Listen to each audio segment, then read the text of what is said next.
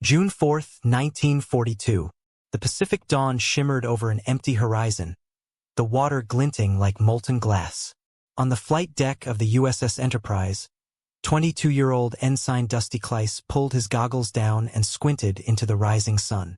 The smell of aviation fuel and salt filled the air.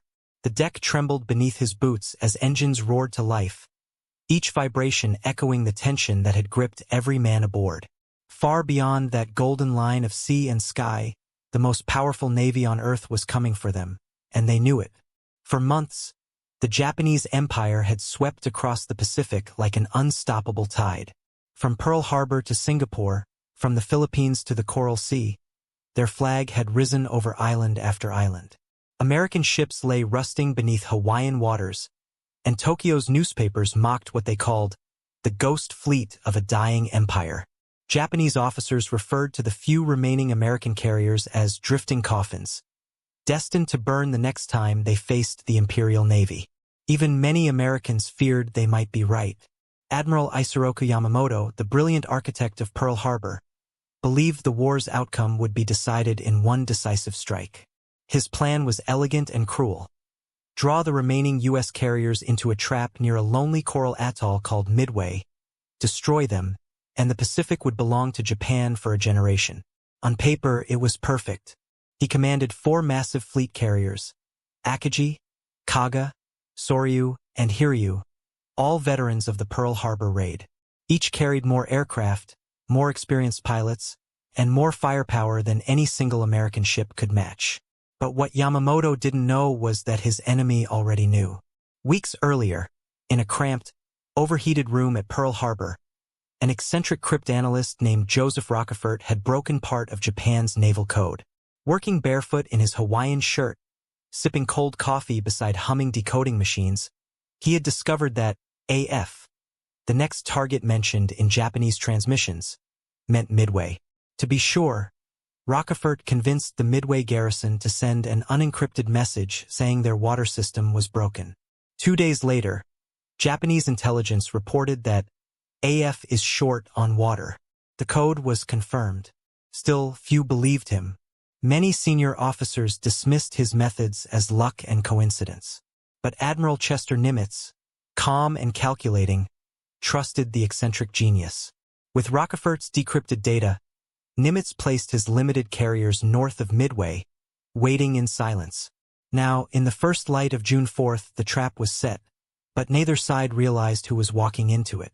From the decks of the Japanese carriers, flight crews moved with machine precision. Planes rolled into position. The sharp smell of fuel mixed with the ocean's mist. Orders echoed, "Hajime!" Begin. Engines screamed to life. 81 bombers and 36 fighters launched into the dawn, led by Lieutenant Commander Tominaga, heading straight for Midway. The pilots were confident. They had crushed every enemy before them. The Americans, they believed, would never stand a chance. At 6:20 a.m., Midway's radar operators spotted the incoming wave, tiny blips crawling toward the island. Sirens wailed. Pilots scrambled to their planes. The first bombs began to fall minutes later, exploding among fuel tanks and hangars. The small Marine Defense Force fought back fiercely but was outnumbered 10-1. Japanese bombers dived through curtains of anti-aircraft fire, the sky alive with smoke trails and flame. The island shook as fuel depots burst open like volcanoes. Aboard the American carriers miles away, the order went out, "Launch all planes." Pilots ran to their aircraft, hearts pounding. Many had never seen combat. Their planes, the slow, vulnerable TBD Devastators, were already considered obsolete. Their torpedoes often failed to explode. Still, they went. They had to. As engines thundered to life, the deck crews saluted each launch. From above, the formation of Devastators looked fragile, almost pitiful silver specks crawling across an endless blue. They knew what they were flying into. Faster Zero fighters, swarms of them. It was suicide, but they went anyway.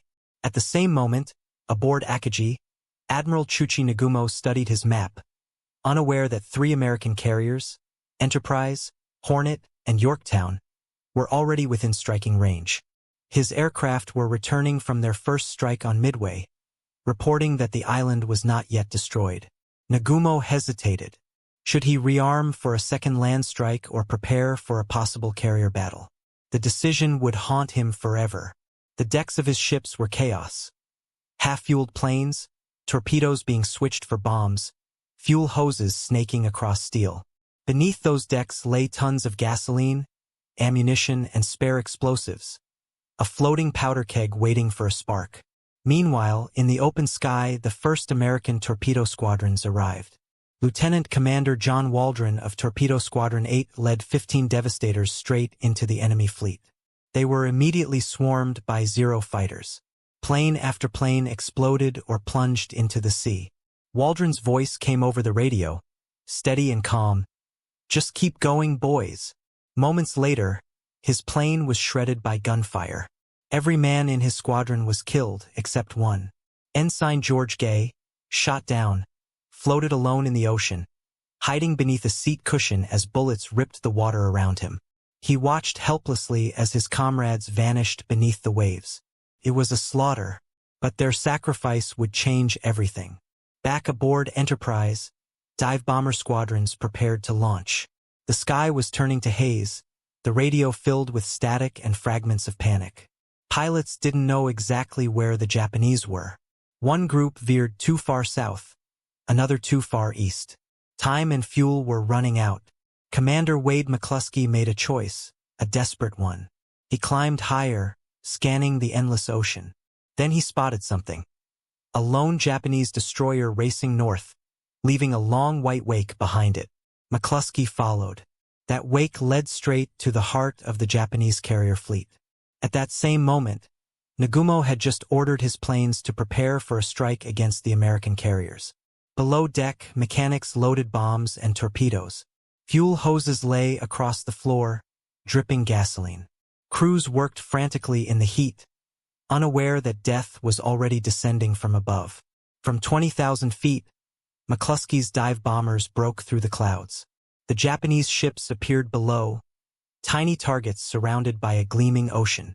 The order came over the radio, "Attack!" The sound was like the sky tearing apart. Dozens of dauntless dive bombers folded their wings and plummeted, screaming toward the carriers. Sunlight flashed off their fuselages. Anti-aircraft bursts filled the air with black puffs of smoke. The pilots could see the red circles on the flight decks growing larger, closer, until all that existed was the rush of wind and the trembling of their controls. It was 10:22 a.m. One bomb struck the Kaga, tearing through the hangar deck, igniting torpedoes and fuel. A second hit Akagi, detonating near her bridge. Another crashed through Sōryū's deck, engulfing her in flame. Within 5 minutes, 3 of Japan's 4 carriers were burning from bow to stern. The ocean that had been silent moments earlier now thundered with fire and death. Smoke rose thousands of feet into the sky, black columns marking the end of Japan's invincibility. Pilots screamed orders in Japanese, men jumped overboard, and explosions rippled through the fleet. The laughter that once filled their briefings was gone. Those 5 minutes, unplanned, unimaginable, shattered the illusion of Japanese dominance. They laughed at America's broken fleet. They didn't know the code was cracked. And in 5 minutes, the hunters became the hunted. The smoke from the burning Japanese carriers still curled into the sky like dark fingers when the surviving American pilots banked away, trembling with exhaustion and disbelief. Many didn't realize what they had just done. The men aboard Enterprise and Hornet cheered as the returning planes appeared on the horizon, but few understood that the battle was far from over. Beneath that haze of smoke and salt, a second strike was already forming, one that would decide whether Midway became a miracle or a massacre. Hours earlier, before the bombs found their mark, chaos had ruled the American side. Communications were fractured, weather unpredictable, and the pilots were flying longer than their fuel allowed. The Navy's fragile coordination was held together by luck and human instinct. Admiral Raymond Spruance, commanding from Enterprise, faced impossible choices. Launch early with incomplete data, or risk losing the initiative. He chose to launch, a decision made not from confidence but from necessity. His orders were simple: attack. Find the enemy. That attack succeeded beyond reason. But at 10:25 a.m., as fires raged aboard Akagi, Kaga, and Sōryū, one Japanese carrier still lived, Hiryū, the youngest and fastest of them all. Her commander, Admiral Taman Yamaguchi, refused to retreat. He gathered what aircraft he could, a mix of dive bombers and Zeros, and launched a counterstrike with vengeance in his voice.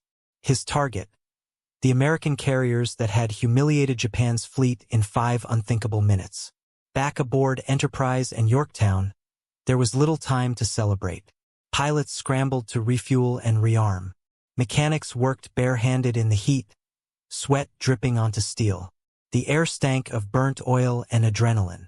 Every man knew the Japanese would strike back hard. When the radar operators finally picked up incoming blips on their screens, the ship's alarm echoed through the corridors. Enemy aircraft approaching. Altitude 12,000. Aboard Yorktown, Captain Elliot Buckmaster steadied himself. His ship had already survived the Coral Sea. Her deck was scarred, her crew weary. But she remained proud, a symbol of resistance. Fighter pilots sprinted to their Wildcats, engines screaming to life. Above them, the sun flashed off the approaching formation. Hiryū bombers, slicing through the clouds like hawks. The first bombs hit Yorktown at 12:10 p.m. One smashed through the flight deck, exploding deep inside. A second ignited fuel lines. The ship lurched violently as fire tore through compartments. Crewmen were thrown to the floor. The ship listed heavily to port, but damage control teams rushed to contain the flames. Smoke choked the corridors, yet the men fought with buckets, hoses, and bare hands. Within an hour, against all odds, they had the fires under control. "We can still fight," Buckmaster told his men, and they did. But Yamaguchi wasn't finished. A second Japanese wave arrived minutes later, this time armed with torpedoes. They came in low, skimming the waves, dodging gunfire. The first torpedo struck Yorktown's side with a shattering roar. The second followed seconds later. The great carrier shuddered. Power died. Steam hissed from ruptured pipes. "Abandon ship," came the final order.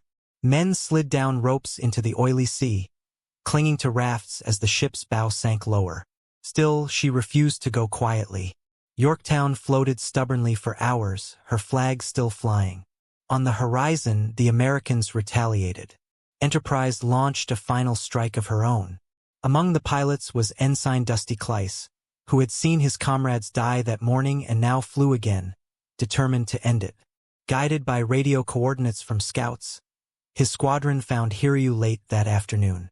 The carrier was maneuvering hard, trying to avoid detection. The sea beneath her shimmered with sunlight, the same light that had betrayed her sisters that morning.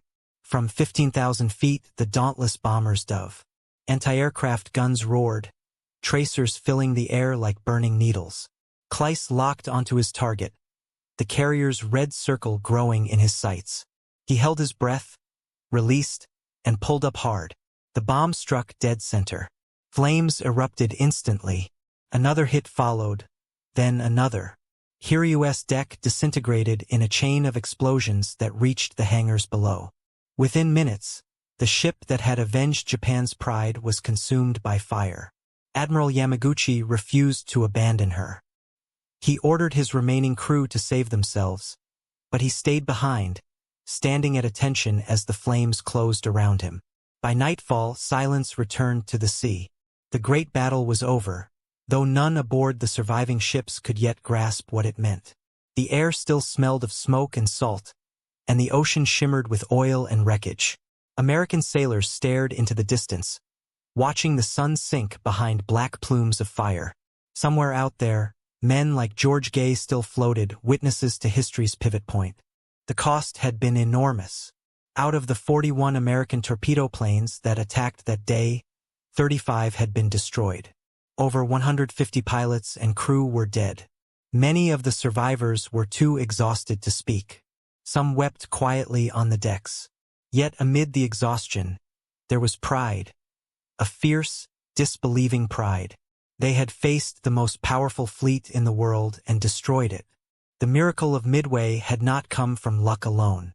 It was born of human endurance, from cryptanalysts like Joseph Rockefort, whose strange hunches and sleepless nights gave the U.S. Navy a glimpse into Japan's plans, from leaders like Nimitz and Spruance, who trusted intuition over caution, and from the pilots who dove through flak and fire, believing their cause mattered more than their survival. As night settled over the Pacific, the surviving ships gathered their wounded and repaired what they could. The decks were silent except for the hum of engines and the cries of the injured. Many thought the Japanese might return in the dark. They didn't. The once invincible fleet was gone, its remains drifting on the black water, lit only by the glow of dying fires. In Washington, word of the victory arrived cautiously, stripped of emotion and drama. Reports mentioned, "for enemy carriers sunk." Few grasped the magnitude of that phrase. Those 4 ships, Akagi, Kaga, Sōryū, and Hiryū, were the same carriers that had led the attack on Pearl Harbor. Now they were gone, along with hundreds of Japan's most skilled pilots. For Japan, the loss was catastrophic. Each carrier represented not just steel and machinery, but experience. Men who had trained for years, tactics perfected through countless missions. Replacing ships was possible. Replacing those men was not. The Imperial Navy would never again mount an offensive of that scale. For America, Midway became more than a victory. It became redemption. Just 6 months earlier, the nation had been humiliated at Pearl Harbor, its navy crippled, its people uncertain. Now, in the span of one day, the balance of power in the Pacific had shifted. The laughter that once echoed in Tokyo briefing rooms was gone. In its place came disbelief and fear. As the moon rose over the wreckage-strewn ocean, the surviving Americans stared across the waves. Some prayed for the men who had died on both sides. Others simply sat in silence, too numb to feel triumph. The Pacific was quiet again, but it was a different ocean now. One forever marked by those 5 minutes of fire. And somewhere in the darkness, George Gay still floated, watching the glow fade on the horizon. He would be rescued the next day, but the image would stay with him forever. For carriers burning like torches, the sea itself reflecting the end of an empire. The Battle of Midway was not over in a single strike. It was fought in waves, of courage, sacrifice, and chance. The Americans had risked everything. Many had given everything. Yet in doing so, they had changed not only the course of the war but the course of history itself. The struggle had been brutal, the cost unbearable, but from the chaos came revelation. Even the smallest act of faith, even one man's decision to follow a trail of white foam across the sea, could alter the fate of nations. The morning after the battle, the Pacific was unrecognizable. Where once for mighty Japanese carriers had ruled, now there floated only twisted steel and oily smoke. The ocean shimmered with the wreckage of ambition, lifeboats, helmets, charred planks, and the ghostly outlines of ships now claimed by the deep. The survivors of both sides watched the dawn rise over a sea of silence. The noise of war, the gunfire, the roaring engines, the screams had faded into memory. In its place came an eerie stillness that felt heavier than victory itself. For Japan, disbelief settled like ash. The Imperial Navy, which had sailed undefeated for 6 months, was stunned. At dawn, men aboard battleships like Yamato stood on deck, scanning the distant horizon for the carriers that would never return. Messages came through the static. Akagi sunk. Kaga sunk. Sōryū sunk. Hiryū burning. Officers stared at the codewords in silence. Admiral Yamamoto, aboard his flagship far to the west, received the reports with a grim expression. His plan, his masterpiece, had collapsed in a single day. For the first time, the Japanese high command faced a truth they had never imagined. The tide of war had turned. The scene aboard the American carriers was one of quiet awe. The men who had survived the dive-bombing runs walked the decks in disbelief, soot still clinging to their faces. Mechanics gently touched bullet holes in the wings of returning aircraft, as if confirming they were real. The pilots were too tired to cheer. Some fell asleep still strapped into their seats. Admiral Nimitz's message to Washington was brief and restrained. The result of the Battle of Midway is a decisive victory, but everyone who had been there knew it was more than that. It was a resurrection. The statistics alone were staggering. Japan had lost 4 fleet carriers, over 300 aircraft, and more than 3,000 men, including the cream of its naval aviators, men trained since the 1930s in near-impossible precision. America had lost 1 carrier, the Yorktown, and around 150 planes. Numerically, the battle was uneven, yet emotionally, it had erased the shadow of Pearl Harbor. The world that had once seen Japan as unstoppable now saw a different picture, an empire bleeding from a wound it could never fully heal. At sea, the last chapter of the fight still played out. The Yorktown, mortally wounded by Hiryū's counterattack, drifted under tow by the destroyer Hammond. The sea was calm, but fate wasn't done. On June 6, as crews struggled to save the damaged carrier, a Japanese submarine, I-168, slipped silently into range. At 1:30 p.m., it fired 4 torpedoes. One struck Hammond amidships, breaking her in half. Another hit Yorktown's side. The destroyer exploded instantly, its depth charges detonating underwater, killing dozens of sailors. Yorktown listed heavily again, smoke pouring from her wounds. Over the next day, she slowly rolled to her side and sank beneath the waves, defiant even in death. Her flag was the last thing to disappear beneath the water. The loss of Yorktown was a reminder that victory at Midway came at a cost. The sea claimed both heroes and machines alike. But the outcome was undeniable. The Imperial Navy's offensive power had been broken. The ocean that had once carried Japan's ambitions now carried its ghosts. In Tokyo, the mood turned somber. Emperor Hirohito was informed that the unsinkable 4, the carriers that had led the Pearl Harbor attack, were gone. The shock was immense. The Japanese public, still drunk on early victories, was told little. Newspapers mentioned a minor setback. But among the admirals, the truth was clear. Without their veteran pilots and carrier air wings, Japan could no longer take the initiative in the Pacific. The empire's expansion had reached its limit. Across the ocean, in Washington, the reaction was almost disbelieving. President Franklin D. Roosevelt read Nimitz's cable twice. The victory came not from overwhelming power but from intelligence, courage, and timing. 5 minutes, one aide murmured. And they changed the entire war. Historians would later describe Midway as the most improbable victory of the 20th century. Everything that could have gone wrong for Japan did, and everything that could have gone right for America did. The alignment of timing, luck, and human decision was so precise that even the participants struggled to explain it. Commander Wade McCluskey's decision to follow that lone destroyer's wake had seemed like intuition at the time. In truth, it was the kind of chance that happens once in a generation. To the Japanese who survived, the battle felt like divine retribution. A wounded officer rescued from the Akagi whispered, "The gods have turned their faces." One pilot, floating among the debris, looked at the rising smoke and said softly, "This is the end of the old Japan." For the Americans, Midway became legend almost immediately. Stories of bravery circulated through the fleet. Dusty Clyce, the young dive bomber from Enterprise, was credited with direct hits on both Kaga and Hiryū. When reporters later asked him how he had done it, he said quietly, "It wasn't just me. It was all of us, the ones who came down and the ones who didn't come back." The U.S. Navy that left Pearl Harbor had been fearful and uncertain. The one that returned after Midway carried a new kind of confidence. The psychological shift was as vast as the ocean itself. No longer was America on the defensive. From that day on, the Japanese would retreat, island by island, as the Allies advanced across the Pacific. Midway was the hinge upon which the entire war turned. The imagery of the battle became iconic. The sight of burning carriers framed against the endless sea, the sound of screaming dive bombers, the courage of men who dove through hellfire. Even today, veterans would speak of the moment as if it existed outside time.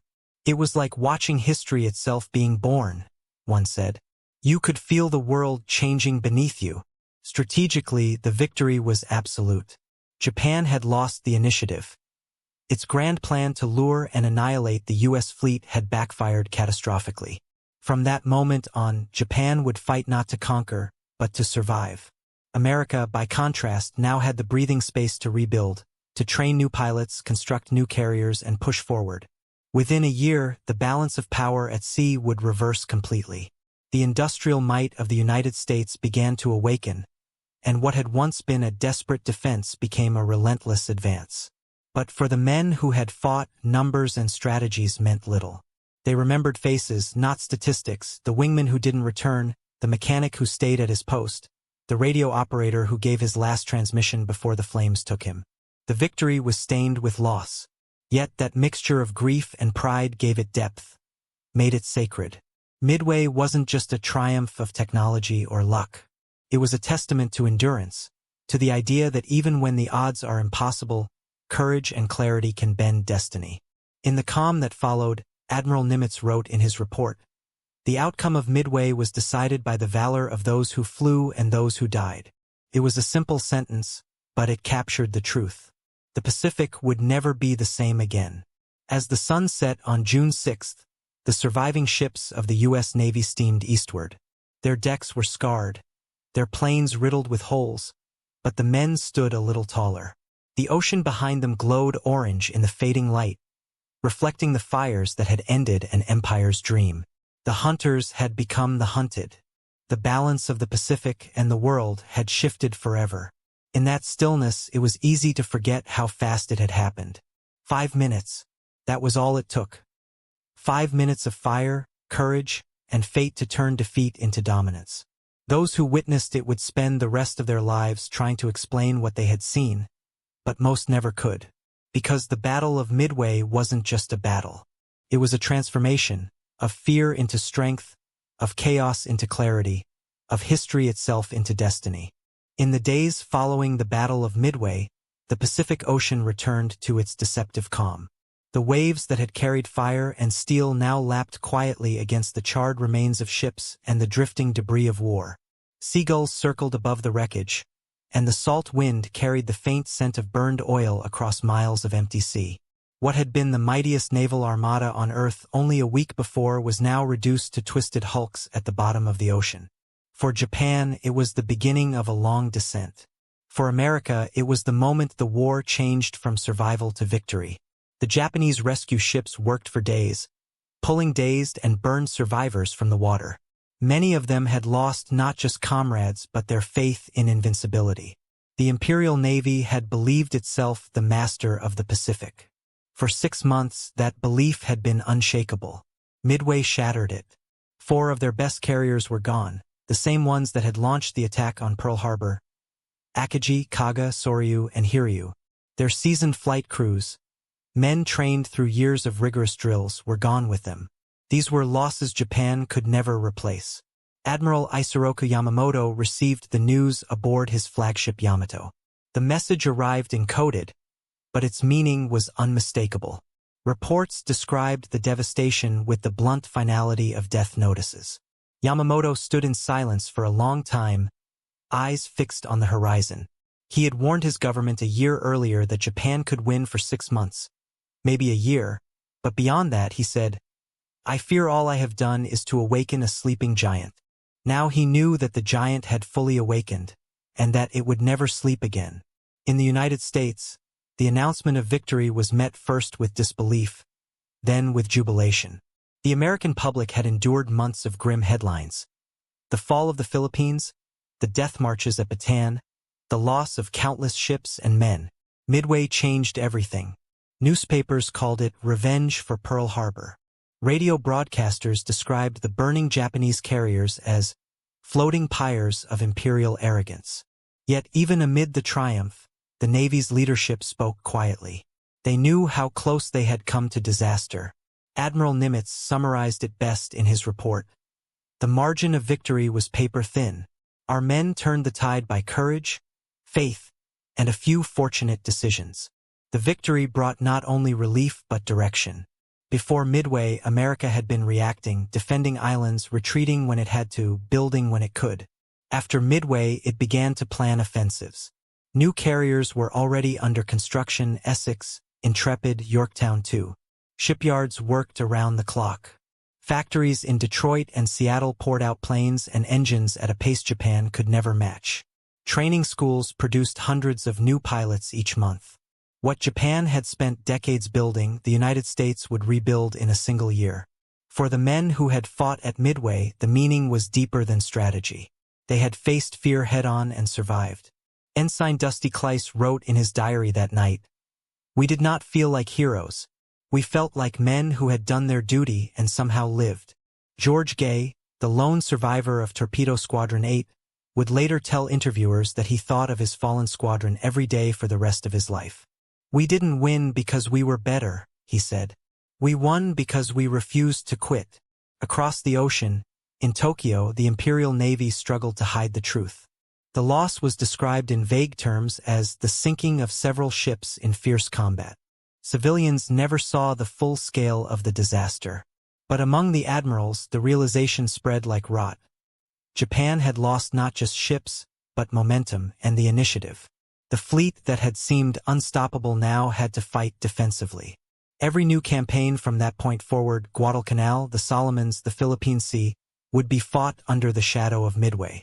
Historians would later call it the turning point of the Pacific War. But for those who lived it, Midway was more than a strategic pivot. It was a moral and spiritual reckoning. The arrogance that had driven Japan's expansion met the consequences of its own overconfidence. The humility that had defined America's early struggles transformed into quiet determination. The contrast was stark. One side humbled, the other reborn. By the end of 1942, the American Navy had grown stronger than ever before. New carriers joined the fleet. Pilots who had survived Midway trained others, passing on their hard-earned knowledge. The lessons were carved into every flight manual and tactical briefing. Coordination, patience, precision. The Americans learned that courage alone was not enough. It had to be guided by discipline and intelligence. And behind every victory, there were names few would remember. Rockefort and his codebreakers, the deck crews who risked their lives refueling planes under attack, the medics who pulled burned men from the flames. In Japan, Admiral Yamamoto would not live to see the end. A year later, his plane was shot down over the Solomon Islands in an American ambush. His death the ultimate irony for the man who had planned Pearl Harbor.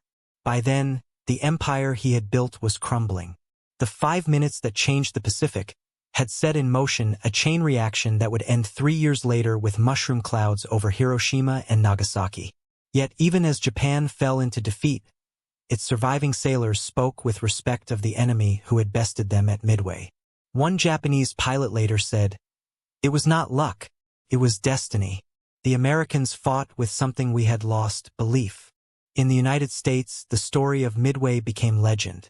It was told in classrooms, war memorials, and veterans' halls.